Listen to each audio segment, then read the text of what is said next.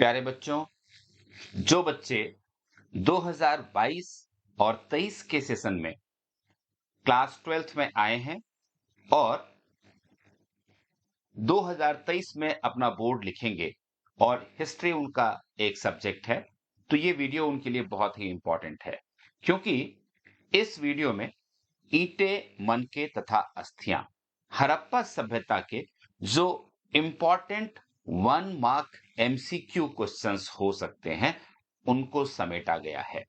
और ये इस वजह से इंपॉर्टेंट हो जाता है कि 2023 के बोर्ड एग्जाम में 1 नंबर के सवाल जरूर पूछे जाएंगे। तो इसीलिए इस वीडियो को बहुत ध्यान से सीखिए। इनके जितने भी प्रश्न दिए हैं उनको देखिए, उनके उत्तरों को अच्छी तरह से याद कीजिए, ताकि एमसीक्यू में आपका एक भी मार्क छूटे नहीं। चलिए शुरू करते हैं आज का वीडियो और देखते हैं सबसे पहला सवाल आज का। Name the most distinctive artifact of the Harappan और इंडस वैली सिविलाइजेशन। हड़प्पा या सिंधु घाटी सभ्यता की सबसे विशिष्ट पुरावस्तु का नाम बताइए। आपके 4 ऑप्शंस हैं: सील या मुहर, वे एंड मेजर्स जिसे बाट भी कहते हैं, क्वाइन यानी सिक्के, और बीड्स यानी मनके।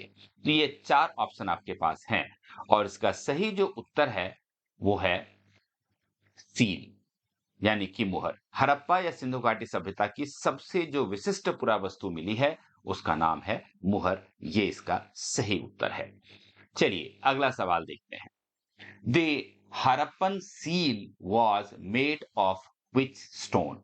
हड़प्पा में जो मुहरें बनती थी वह किस पत्थर से बनती थी? टेराकोटा से, फायांस से, जैस्पर से या फिर सेल खड़ी से? और इन चारों ऑप्शंस में आपका जो सही उत्तर है वो है सेल खरी पत्थर, यानी कि मुहरें सेल खरी पत्थर से बनती थीं। ये इसका सही उत्तर है। अगला सवाल देखते हैं। What is the time period of the Harappan civilisation? Harappa सभ्यता की समय अवधि क्या है या इसका काल निर्धारण कब से कब तक किया गया है? आपके पास 4 ऑप्शंस हैं: 2900 से 1900 ईसा पूर्व, 2800 से 1800 ईसा पूर्व, 2600 से 1900 ईसा पूर्व और 2400 से 1700 ईसा पूर्व। और इसका जो सही उत्तर है वो है 2600 से 1900 बीसीई, यानी कि 2600 से 1900 ईसा पूर्व। ये इस सभ्यता का समय निर्धारण है। अब देखते हैं question number 4। Terracotta models of the plough have been found at which sites of the Harappan civilisation. हल का टेराकोटा मॉडल हड़प्पा सभ्यता के किस स्थल पर पाया गया है? चोलिस्तान में, बनावली में, हड़प्पा में या फिर डी ऑप्शन है ए और बी दोनों स्थानों पे। तो इसका जो सही उत्तर है वो है ए और बी, यानी कि ए और बी, चोलिस्तान और बनावली दोनों ही स्थानों से हल का टेराकोटा मॉडल पाया गया है। अब देखते हैं question number 5। Where was the Great Bath found? विशाल स्नानागार कहां पाया गया था? मोहनजोदड़ो में, हड़प्पा में, लोथल में या फिर नागेश्वर में? और जो सही उत्तर है वो है मोहनजोदड़ो, यानी कि विशाल स्नानागार मोहनजोदड़ो से पाया गया था। और अब देखते हैं क्वेश्चन नंबर 6।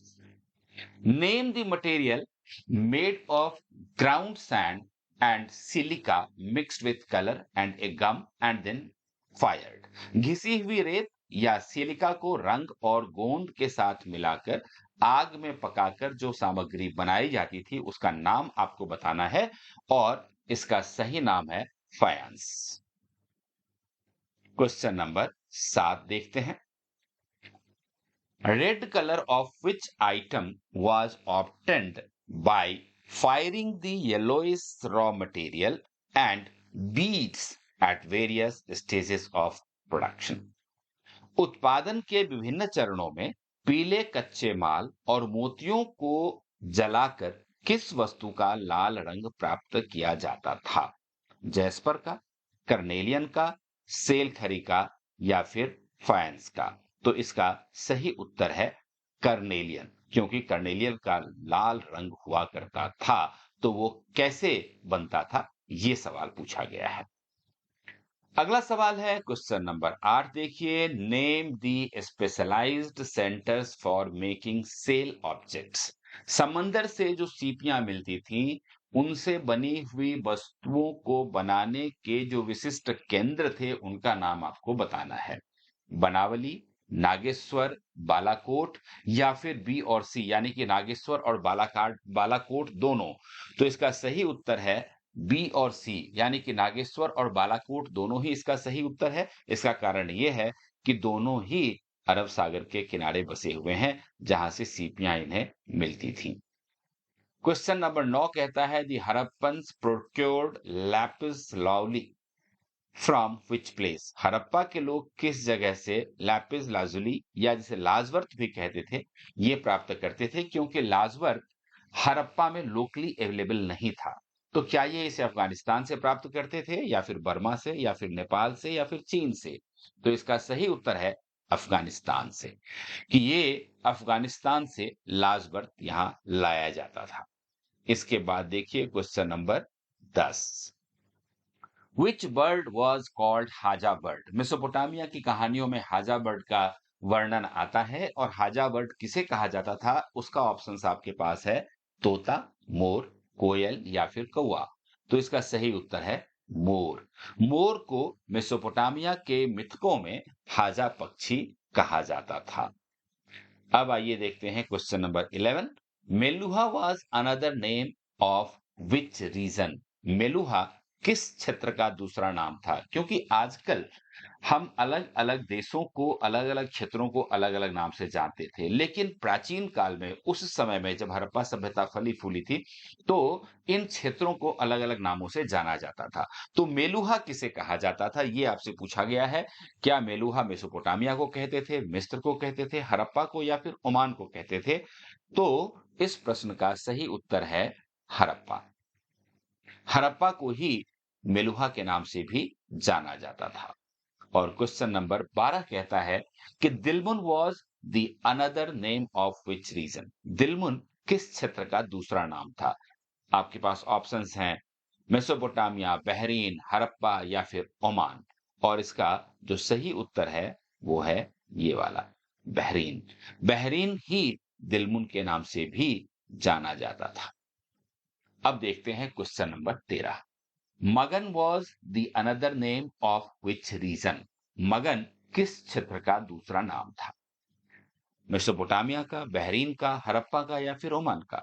तो अगर आपने पिछले प्रश्नों को देखा है तो आपको वो उत्तर मिल चुके हैं। तो इस प्रश्न का उत्तर भी आपको सीधा सीधा मिल जाएगा कि मगन इनफैक्ट ओमान को कहा जाता था। आजकल जो ओमान देश है, उसको हड़प्पा के समय में मगन के नाम से जाना जाता था।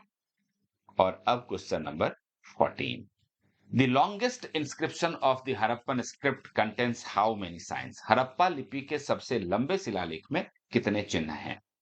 लगभग 26 चिन्ह, लगभग 27 चिन्ह, लगभग 28 चिन्ह या फिर लगभग 29 चिन्ह? और इसका सही उत्तर है लगभग 26 चिन्ह मिले हैं, जो हड़प्पा लिपि के सबसे लंबे शिलालेख में मिला है, उसमें 26 चिन्ह हैं। तो ये उसका सही उत्तर है।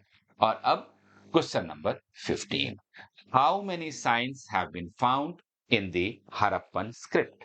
हड़प्पा लिपि में कितने चिन्ह मिले हैं?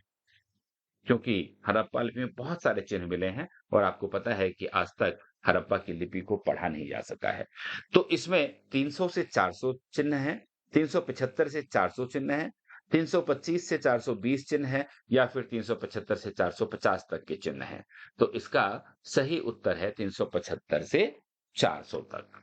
हड़प्पा लिपि में जो चिन्ह मिली है, उनकी संख्या 375 से 400 है।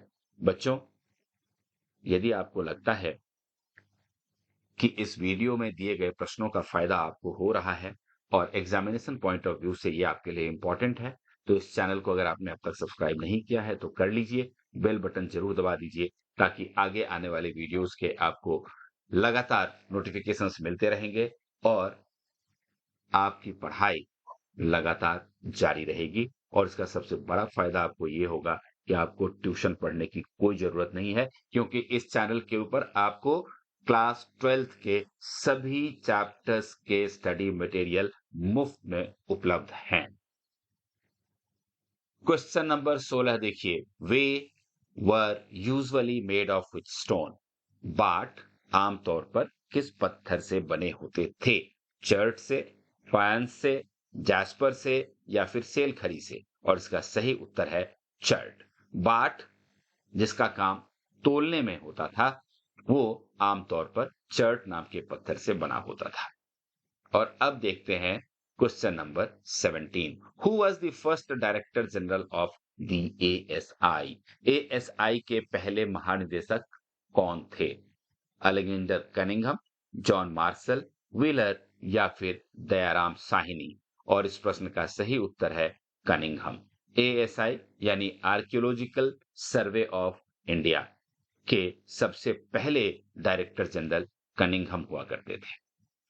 और question number 18, who discovered the Harappan civilisation? Harappa सभ्यता को खोजने का श्रेय किसे दिया जाता है?